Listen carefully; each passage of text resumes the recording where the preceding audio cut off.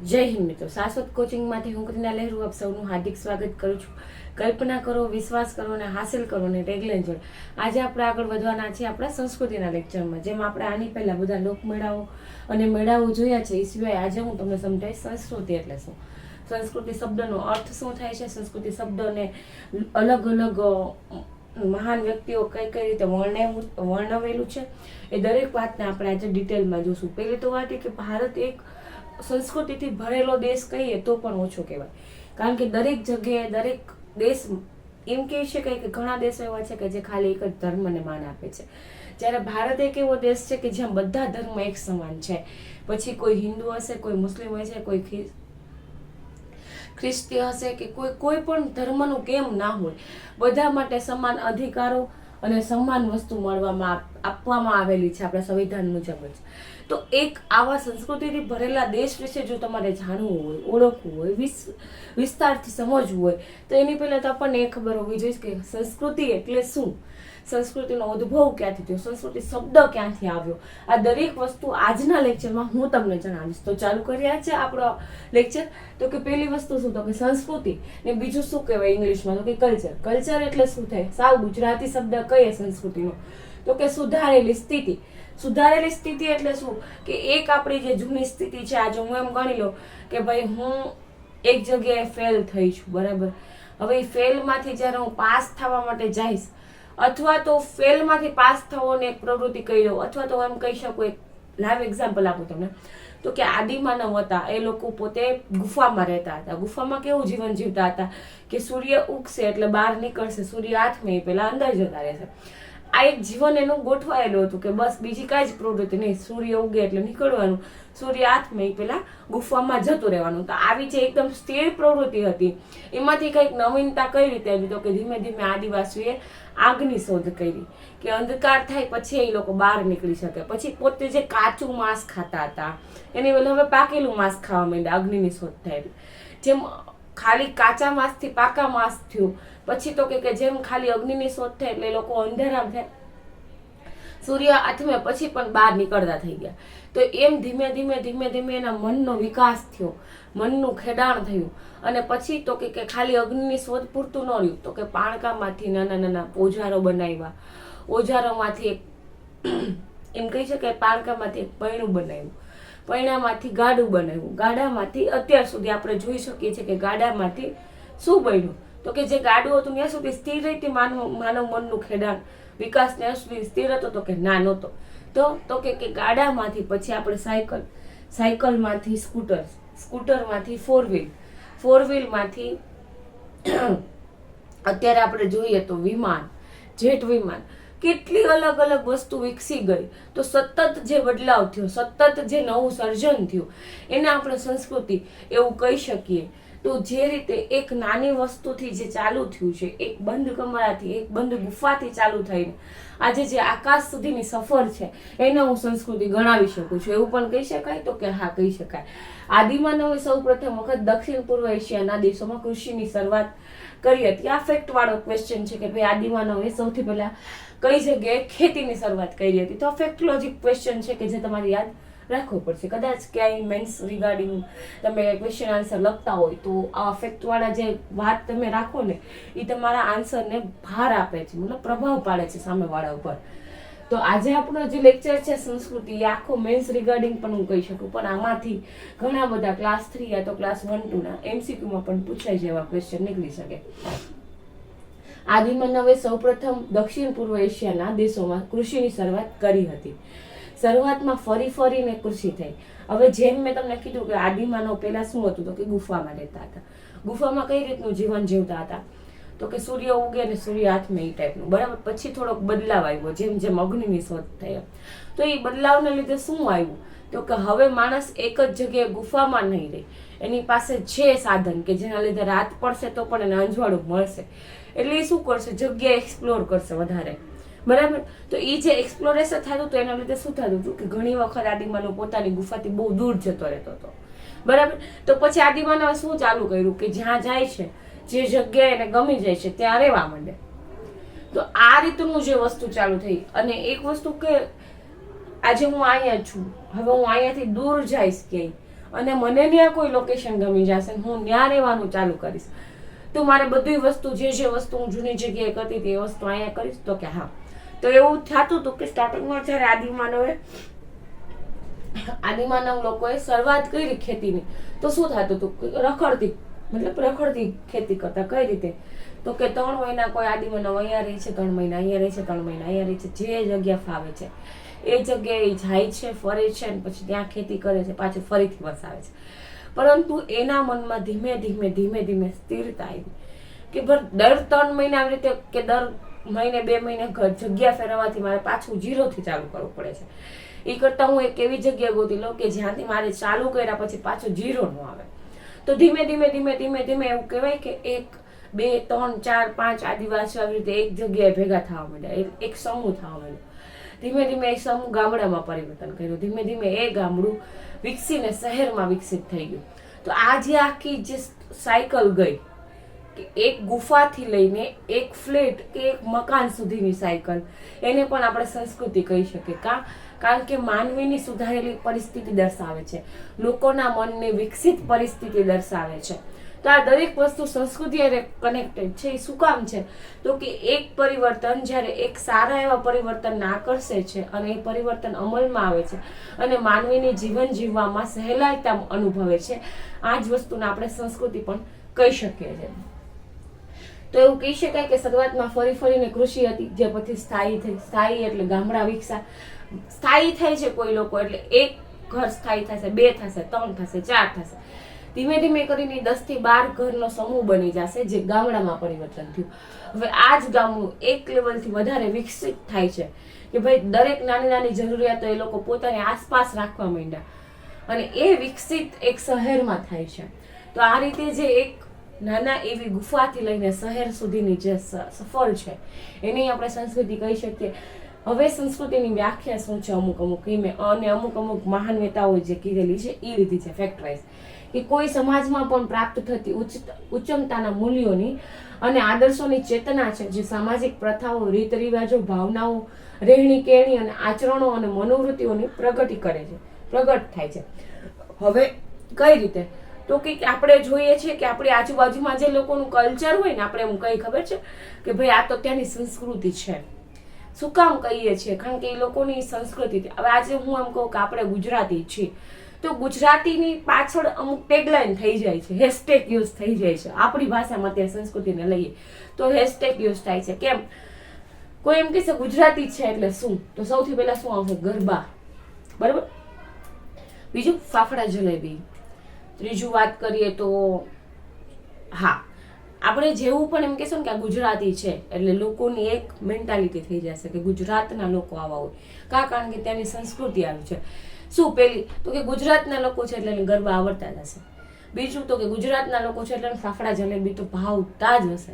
ત્રીજું તો કે ગુજરાતના લોકો છે એટલે એ લોકોને ઓલવેઝ હંમેશા થેપલા હારે જ જોવા મળી જશે. એમ લાઈક ગુજરાતનું મનપસંદ ખાવાની વસ્તુ કે જે બહાર ગમે ત્યાં નીકળશે ત્યારે એના ડબ્બામાં થેપલા તમને જોવા મળી જશે. તો આ દરેક નાની વસ્તુ કે જે હેશટેગ અત્યારે આપણે યુઝ કરીએ છીએ એ ત્યાંની સંસ્કૃતિ બતાવે છે. શું કામ? કારણ કે ત્યાંના લોકોની જે મેન્ટાલિટી છે, ત્યાંના લોકોનું જે રહેવાની ટેવ છે એને આપણે સંસ્કૃતિમાં ગણી શકીએ. માણસોની ટેવને પણ સંસ્કૃતિ ગણી શકાય છે. અંગ્રેજી ભાષામાં ફ્રાન્સિસ બેકને સૌપ્રથમ કલ્ચર શબ્દનો ઉપયોગ કર્યો એવું કહેવામાં આવે છે. તેના મત મુજબ માનવ મનનું ખેડાણ એટલે સંસ્કૃતિ. આપણે વાત કરી માનવ મનનો વિકાસ થાય એટલે કંઈક ને કંઈક નવું આવશે. અને જે નવી વસ્તુ આવશે એ શેના માટે આવશે? તો કે માનવીની ફેસિલિટી માટે, માણસની પોતાની સુખ સુવિધા ભરી જિંદગી જીવવા માટે આવશે. તો એટલા માટે શું? તો કે માનવ મનનું ખેડાણ એટલે શું કહેવાય? તો કે સંસ્કૃતિ કહેવાય. કલ્ચર એક લેટિન ભાષાનો શબ્દ છે. કલ્ટ અને કલ્ટસ એ પરથી આવેલો છે, જેનો અર્થ શું થાય છે? તો કે વિકાસ પામવું થાય છે. સંસ્કૃતિ એ મનુષ્ય અને સમાજનું સામાજિક ખેડાણ છે. હવે કઈ રીતે મનુષ્ય અને માનવનું સામાજિક ખેડાણ કઈ રીતે? તો કે આપણે જોઈએ સંસ્કૃતિ કેના માટે જ હોય? તો કે કેનાથી હોય? તો કે માણસથી હોય. અને માણસ જે જાજો સમૂહ હોય છે એ સમાજ બનાવે છે, બરાબર. કે એક આઈને જાજા 15 થી 20 લોકો રહી છે, અથવા તો એક સરખા 15 થી 20 કુટુંબ રહે છે, એટલે આપણે એને શું કહેશું કે આ એક સમાજના લોકો છે, બરાબર. અલગ અલગ સમાજ આપણે બધા જાણીએ જ છે. એ રીતે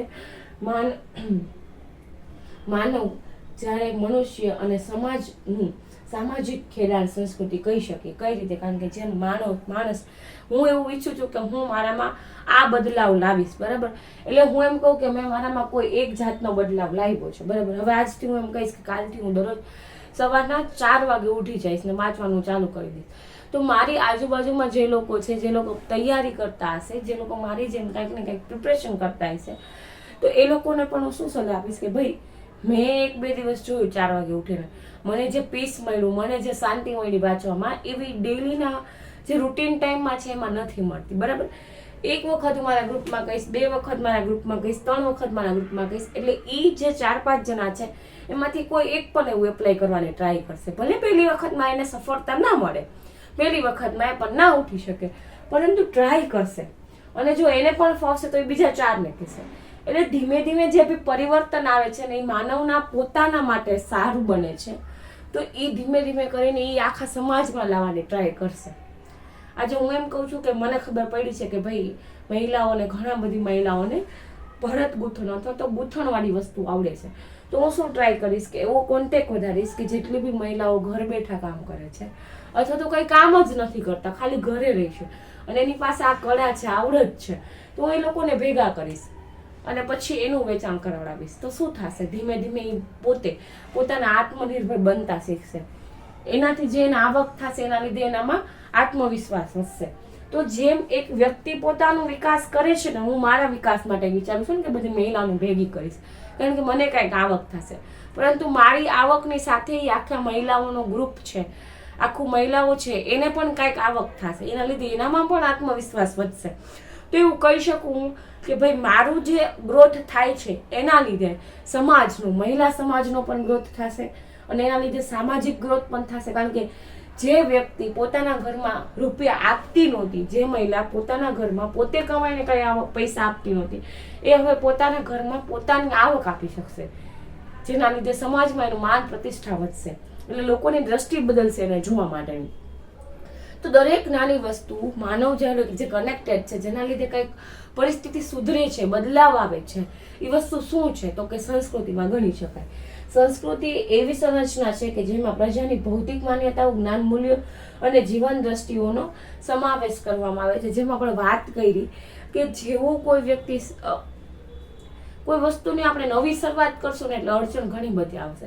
એવું તો હશે નહીં કે આદિમાનવે બસ 1-2 વખત પથ્થર ઘસ્યા અગ્નિ થઈ ગઈ, ના.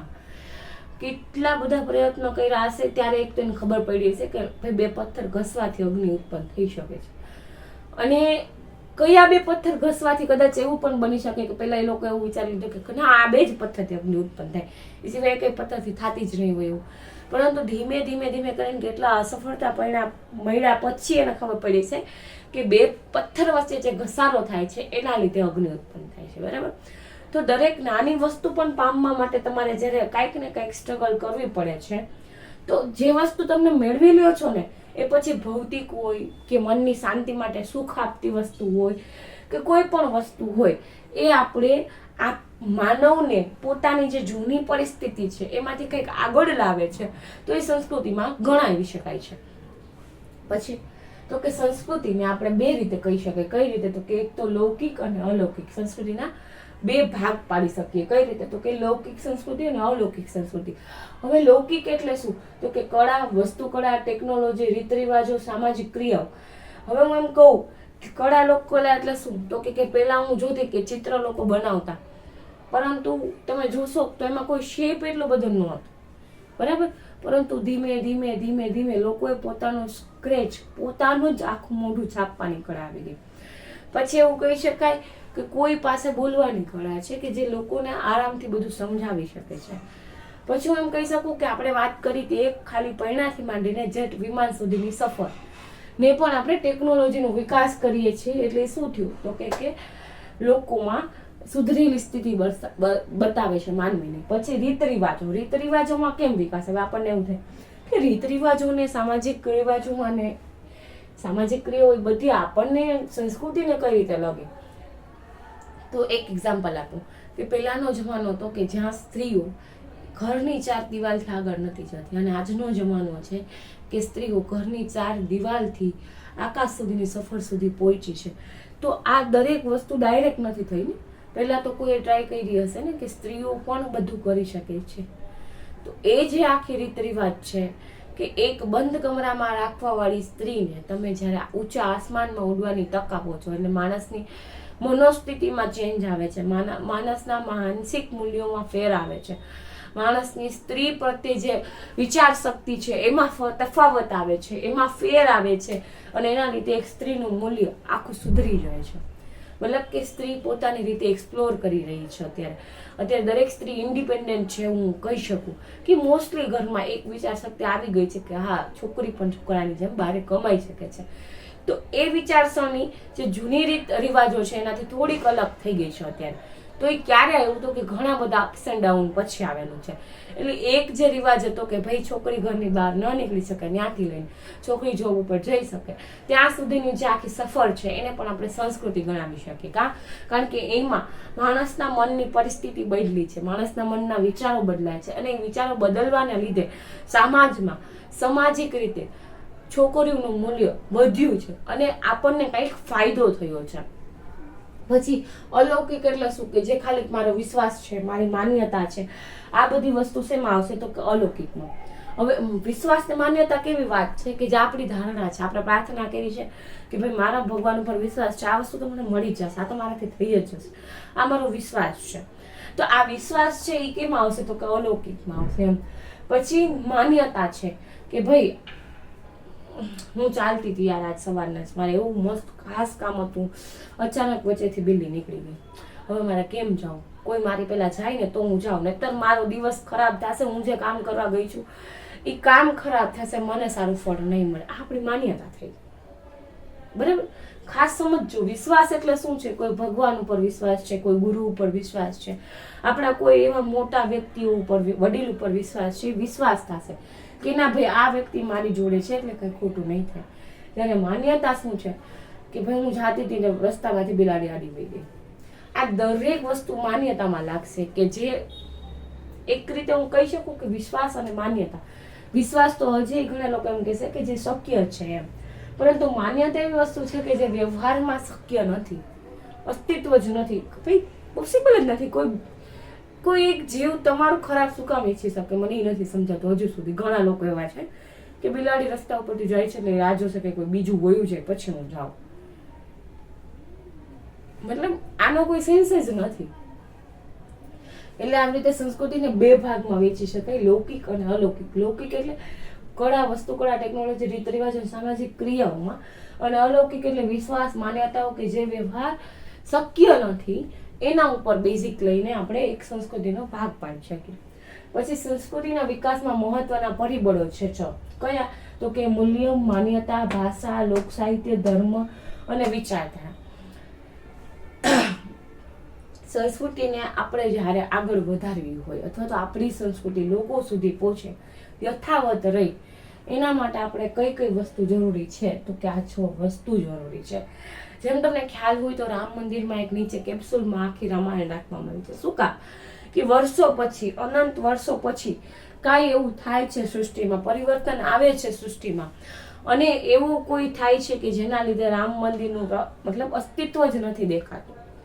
તો એ ટાઈમે કોઈ જો ખોદકામ દરમિયાન કે કોઈ પણ XYZ રીતે કેપ્સ્યુલ બહાર આવે છે તો લોકોને ખબર પડશે કે ભાઈ અહીંયા આ રીતનું એક મોટું મંદિર હતું, એની પાછળની સ્ટોરી શું હતી, રામાયણ શું હતું, અને આ મંદિર બન્યું એના પછી મંદિર બનાવવા માટે કેટલી વસ્તુની સ્ટ્રગલ થઈ છે. બરાબર? તો એ એક વસ્તુ શું કામ રાખી આપણે કે વર્ષો પછી પણ જ્યારે રામ મંદિરનું અસ્તિત્વ નહીં હોય, એક ટાઈમ એવો આવશે ત્યારે પણ લોકોમાં એ જાગૃતતા હોવી જોઈએ કે આ ભારતની સંસ્કૃતિ છે, આ ભારતના લોકોની સંસ્કૃતિ છે. જેમ કે આપણે કહી શકીએ કે વર્ષો પહેલા સિંધુ સંસ્કૃતિનું અસ્તિત્વ નથી અત્યારે, પણ વર્ષો પહેલા એ સંસ્કૃતિ બહુ સારી હતી, લોકોની ટોપ, મતલબ એકદમ ટોપ ક્લાસ સંસ્કૃતિમાંથી ગણાતી એક સંસ્કૃતિ. શું કામ?